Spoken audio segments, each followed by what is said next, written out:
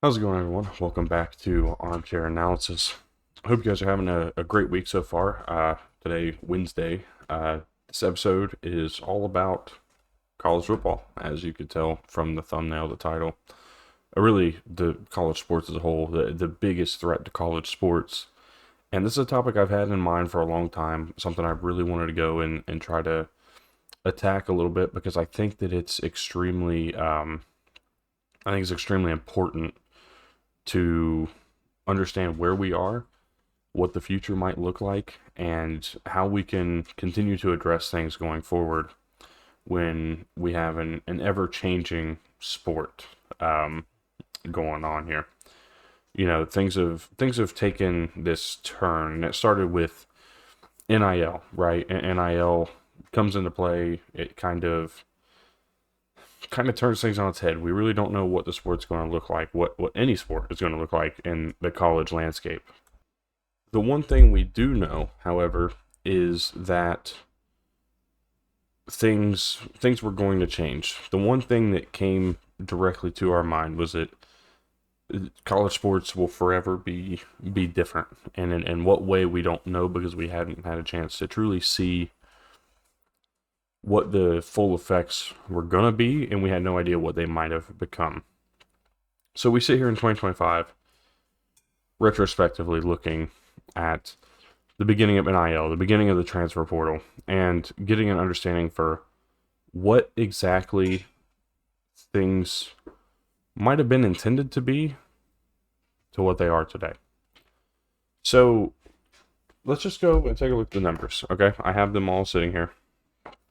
Let's take a look at these numbers from the last 5 years of college sports. And this is college football specifically. Transfer portal entrance from 2021 to 2025. In 2021, we had a total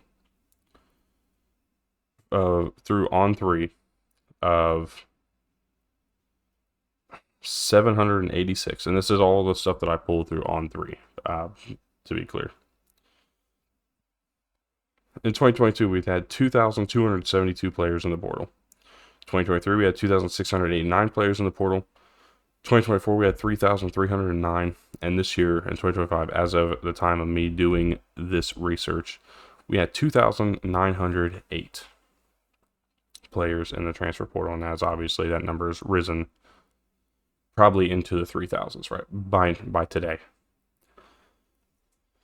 In college basketball, again, now this I could only find from 21 to 25, or from 21, 23, and 25. But the numbers in 2021 were 466 transfers, and 2023 we had 1,120. And in this 2025 season, we have 968, which is likely, again, this was as the time of me doing this research about a week ago. That number's probably risen as well. And we can take a look at other things involved here too. Let's look at this year's transfer portal, for example. And let's look at the most recent example, actually, of the transfer portal. And this also plays in the NIL. Nico Iamaleava, tries this holdout game with Tennessee football. Does not participate, does not show up to spring practices, that, is going to hold out of the spring practice, spring game, whatever they call it at Neyland Stadium. And Josh Heupel removes him from the team. So, we're moving on. Nico's not going to be our guy. And in doing so, it sends a shockwave through college football in a sense. Not as in anybody's surprised that somebody's hit the portal or somebody's trying to hold out to hit the portal. It's that a coach finally stepped forward, spoke up, and said, hey, look, you're not going to bully us. You're not going to bully our program into more than we're willing to give you. That's a first in this long line of things that have essentially gone wrong in the sport. That's the first time that somebody said, you know what? No, we're not going to cater to your demands. This is our school. This is our program. We're going to do it our way. If you don't want to be a part of it, there's a door. And he got the door. And even more so, there were a lot of schools that were not particularly willing to chase that. And now Nico Iamaleava is at UCLA. On top of that, his younger brother Madden, who was at Arkansas for all of a few months, decided, yeah, I'm going to enter the portal too, and he's also at UCLA now. A little bit of a ripple effect, a little less important, but that was a big recruit. Madden Iamaleava was a big deal for Arkansas to get, and now he's out the door. We can look back last year, for example. Caleb Downs transfers from Alabama to Ohio State. Now, part of that could have been Nick Saban leaving. Part of that could have been Ohio State bidding into this. Am I blaming Ohio State? No. Do what you need to do. This is the Wild West. There is no rules. There is no way to. There's nobody managing this or monitoring this close enough to sit here and say that they did anything wrong. That's not what I'm trying to say. But Ohio State threw money there. Caleb Downs at Ohio State. Ohio State threw some money out there. Maybe talk behind the scenes with Quinshon Judkins. Judkins went to Ohio State last year. Will Howard, another one. A lot of people didn't even think that he would enter the portal, let alone enter the portal and go to Ohio State. There's cases like this all over the place, and it's not just about Ohio State. Don't misunderstand what I'm saying. I see what's behind me. I know what people are going to say. Oh, well, you're just a hater. No, I don't really care. In the grand scheme of college football, I don't care. Because Michigan's doing it. Michigan just did it for Bryce Underwood. Ohio State does it all the time. Penn State's doing it. You can't tell me a school in the Power 5 that's not at least trying, especially ones that want to be competitive. The Clemsons, the Florida States, the Alabamas, Texas, Oklahoma, Ohio State, Michigan, Florida, even Georgia. You can't tell me any of these schools are not doing it.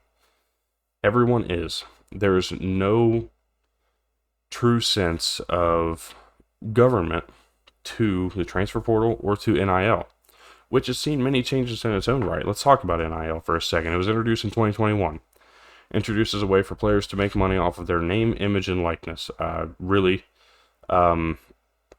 biggest thing that we've seen out of that as fans of the sport is the new College Football 25 video game.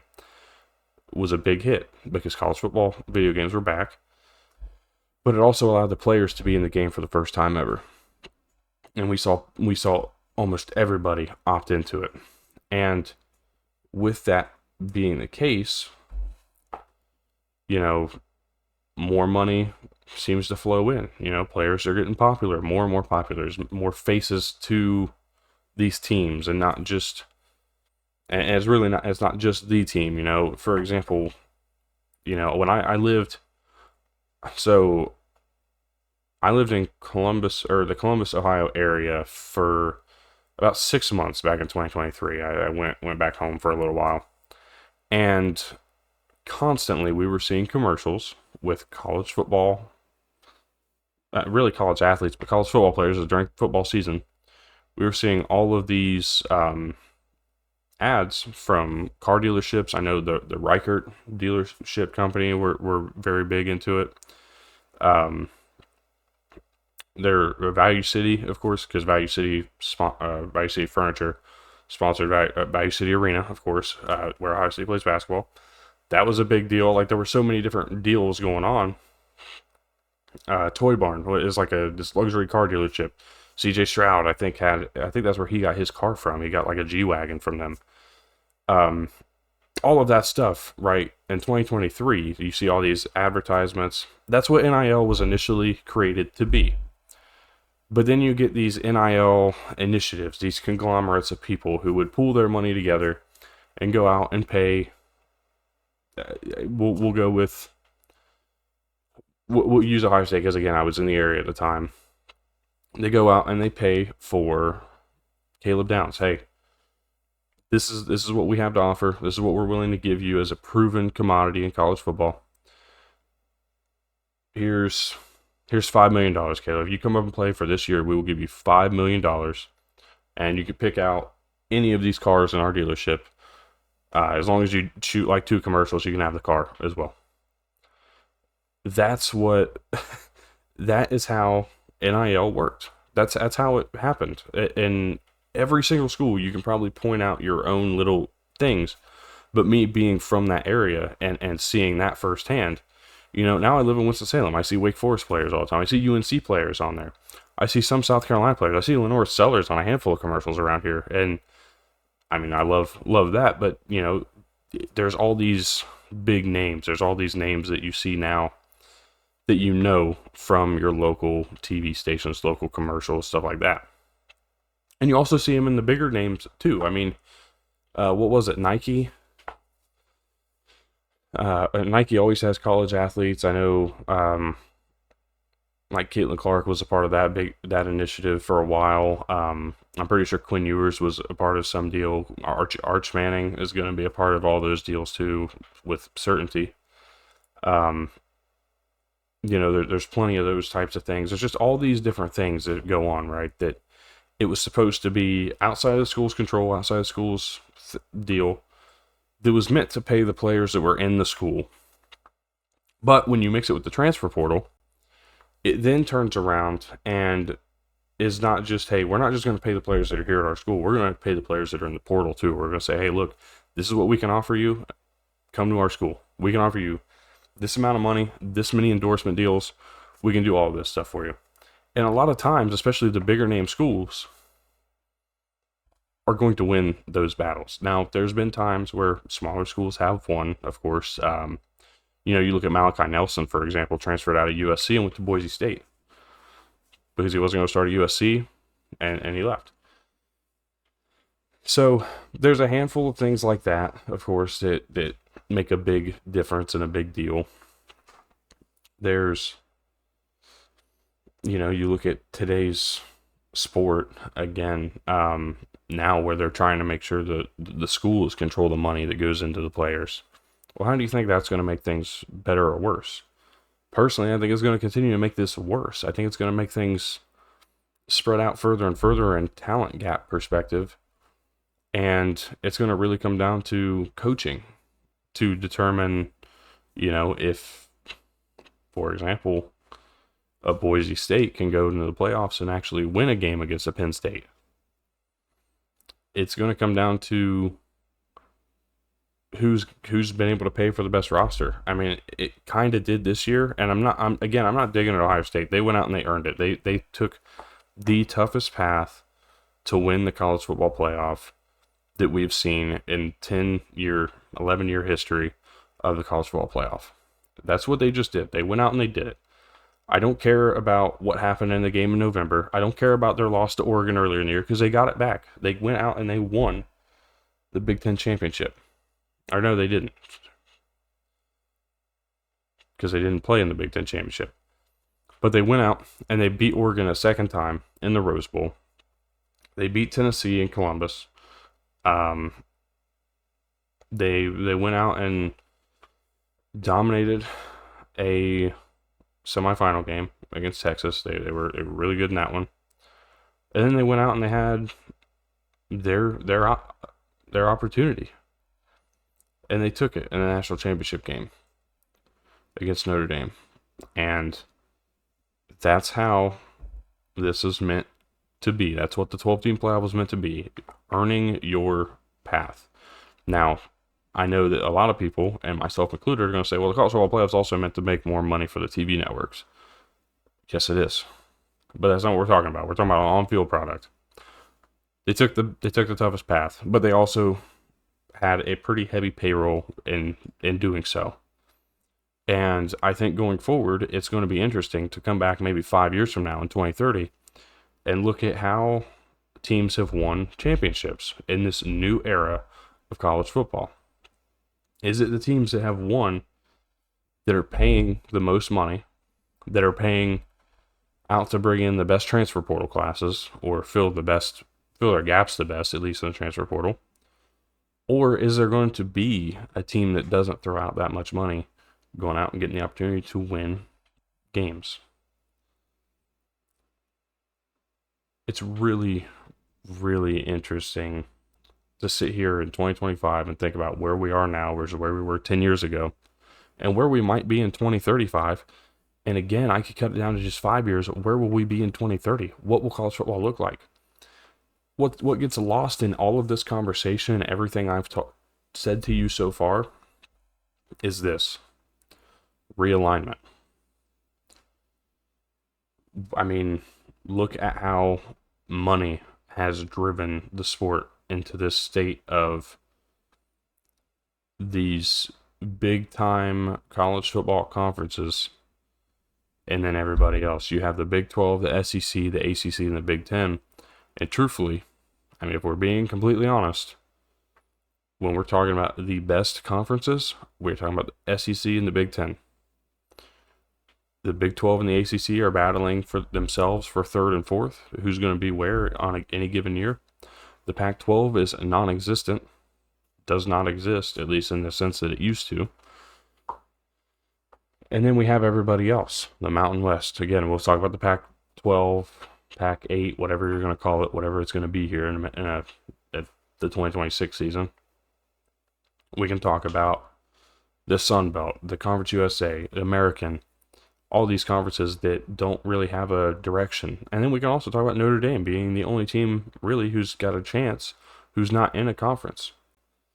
And they were just in the national championship picture. But again, think about the money that they are going to be spending on things. And they just had a quarterback enter the portal. Steve Angeli is out at Notre Dame. So, there's just so many. There's just it's a constant state of change in college football. And yes, the more things change, the more they stay the same. But in the case of college football, it's not that way at all. The product, the teams are the same. But the product on the field, the product off the field is so much different and feels so much different. When you sit back and look, it does not feel correct to say Oregon, Washington, USC, and UCLA are Big Ten teams. Sometimes it still doesn't feel right to say Maryland and Rutgers are Big Ten teams, but I think we've gotten more used to that as time's gone on. Texas and Oklahoma, Big 12, right? No. SEC. West Virginia. No, they're in the Big 12. They're not in the ACC like you would probably assume based on geographical location.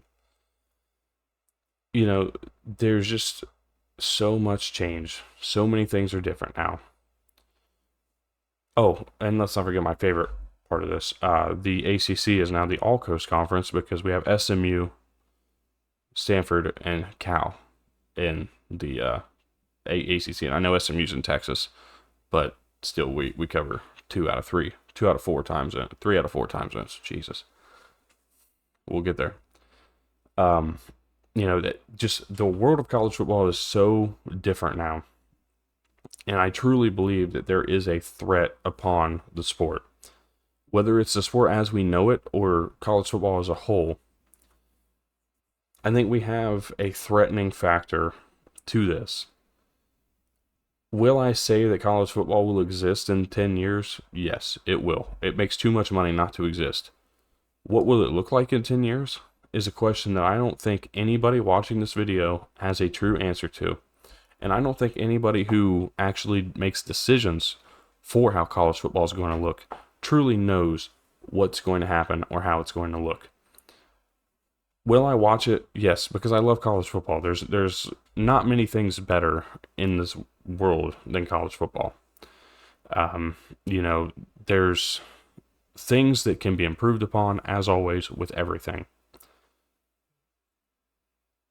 But college football, college basketball even. I mean, let's shift gears to college basketball real quick because I've kind of left it out and I haven't meant to. College basketball's taken its own turn. The last 2 years, we haven't really seen these huge underdog teams making runs because I think college basketball teams have figured out how they need to use the transfer portal themselves. There's a team in particular that comes to my mind, and it is Michigan, of course. Why wouldn't it be? I'm a homer after all. No, but in all seriousness, it is Michigan, and it's the way that Dusty May revitalized this program, right? I mean, they were 3-17 in Big Ten last year, dead last, 8-24 overall. They were terrible. Well, however, they turn around this year and make the NCAA tournament and make a run to the Sweet 16. Win the Big Ten championship, by the way. I mean, they did a lot of good this year as a program, and they did that with 2 players returning to the roster from 2024 to 2025, and those were Will Shedder and Namari Burnett. If I'm not mistaken, it was Namari Burnett. That might be wrong. Forgive me if it is, but I'm pretty sure those are the 2. I know Shedder's one of them. The point I'm trying to make is 2 players. The rest were transfer portal ads. Of course, Trey Donaldson came from Auburn. He was the big one. Danny Wolf, of course, was a big deal. Vlad Golden followed Dusty May from FAU. Danny Wolf again came from Yale, came from the Ivy League to Michigan. All of those things play into Michigan's success in 2025 or 2024, 2025. There's plenty of other schools who are doing the exact same thing and going through the exact same processes day in, day out. And there's also other schools who are now, we're seeing these really good players being snatched up in the transfer portal. Of course, you go a couple years ago, Max Asmus was at Oral Roberts, part of that team that beat Ohio State, the 15-2 upset that they pulled off. And then Asmus was picked up in the transfer portal at Texas. We see that everywhere. It's not just there. High Point University was a team that I thought was going to make a run this year in the tournament, and they damn near did. They damn near beat Purdue and would have been able to probably make a run from there. Well, what happens is they lose their head coach now, back to Creighton, to be an assistant again. He kind of got promised like a next in line head coach job over there. Can't blame him, but it still stinks. But you get guys like Keza Jiffa, who was the point guard, was a really good facilitator, not a great shooter. He's in the portal. Bodo in the portal. Kamani Hamilton in the portal. That's their 3 best players, and they're now gone off the roster. Why? Because NIL, transfer portal, other things. And truth be told, High Point is a very well-established university and really solid in terms of the money they have, but they put their money in academics. They don't particularly have the money that they throw around in terms of athletics, and maybe they need to try to catch up, but they just lost their 3 best players. Do you think they're going to bounce back next year and make a run? I don't think so. That was just their first tournament appearance ever to begin with. FAU got picked apart. San Diego State got picked apart when they were a part of it. New Mexico, led by Richard Pitino. Well, they don't have Richard Pitino anymore, and I guarantee they're not going to have half of their roster as a team that I thought was going to make a really deep run this year in the tournament. All of these things, right, just continue to change and tear apart the potential for these Cinderella stories. And yes, there are going to be some because they haven't been discovered yet and they're coached really well. But, everybody was on Will Wade's McNeese State team who was really good. Well, they lost in the second round, and now Will Wade's at NC State. There's just too many variables. There's so many different variables that it's really hard to know what's going to happen day in, day out, week in, week out in college sports. Again, I think it's a really big threat to the sports that we know and love. Do I think that they are going to go away? Again, no, that's not the answer. I don't think that's going to happen. But I'm really curious. I think we all need to be paying close attention to how things change and what happens in the off season, just as much as we need to pay attention to what happens on the field. I thank you guys for tuning in. If you guys have any different thoughts or really, I just welcome the conversation. If you guys have anything that you want to lay out down in the comment section below, please let me know, whether it's something that's going on with your team currently that they're dealing with in this new era of the sport, or whether you just completely disagree with me flat out, which I'm not going to be upset if you do disagree. Feel free to let me know down in the comments below. It's always appreciated, and I really do appreciate the support, the views, everything that we've gotten over the start of this channel, kind of rebranding and looking a little bit different. It's been a lot of fun, and I hope to continue it. So thank you guys for tuning in, and we will see you guys in the next video, which will be Friday, where we're going to recap the week. We're going to talk about the playoffs, and we're also going to recap the first round of the NFL draft. Thank you guys. I'll see you in the next one.